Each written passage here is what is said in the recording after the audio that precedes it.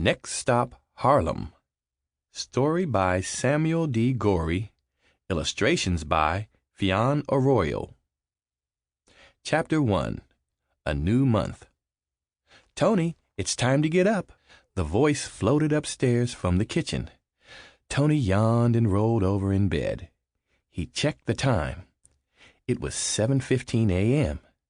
Same as every other school morning, he thought. Can't Mom let me sleep late just once? "Okay, Mom," he called out. Pulling back the quilt, Tony Foster got out of bed and started dressing. At least January's over and it's Friday, he thought. He looked out the window to the gray, wintry clouds hanging over Brooklyn. January had been cold and snowy, but Tony was convinced February would be better. He finished dressing, brushed his teeth, and went downstairs for breakfast. Louisa Foster was waiting for her son with a plate of pancakes. "That's something I don't mind getting up for," Tony said, sitting down eagerly to the meal. "Not so fast," Louisa warned. "Did you finish your homework?" "Of course, Mom," Tony replied. "Good," Louisa said. "Okay, now you can eat." Tony ate in a hurry. Looking up at the kitchen clock, he saw that it was already 7:45. "Oh, man, I've got to catch the bus," he exclaimed. "Have a good day at school, and don't forget what we celebrate this month," his mom called out. "Okay, Mom," said Tony. He went down the steps of their building to the street below. What did she mean by what we celebrate this month? He puzzled. Tony was still puzzling over his mother's words when the bus arrived.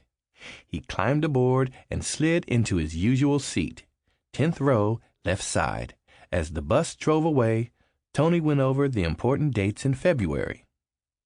Okay, there's President's Day, Valentine's Day, and Groundhog Day, too. Tony smiled at the thought of having a holiday for a groundhog. Bob Martin had been Tony's friend and seatmate since 2nd grade. "Thinking big ideas, man?" Bob joked, jabbing Tony in the arm. "What's the secret?" "I'd tell you if I knew," Tony answered. "Bob, what do we celebrate in February?"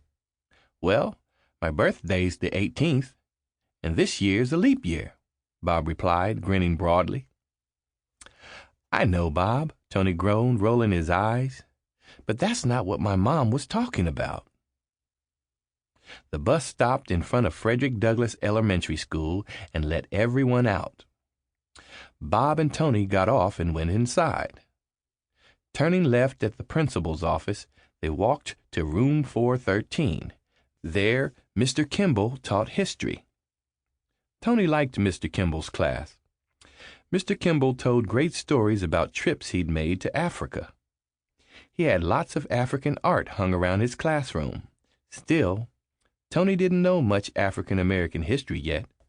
The class had begun a unit on it just that week. "Good morning, students," Mr. Kimball said, walking into the classroom. He put his briefcase on his desk and took a piece of chalk from the chalkboard. Several students were still chattering. However, Mr. Kimball was not the type to ask for quiet. He waited until he had the class's full attention. "Today is the first day of February," he observed. "I hope you are excited to celebrate this new month." "He's the second person to talk about this new month," thought Tony. "Okay." Sample complete. Ready to continue?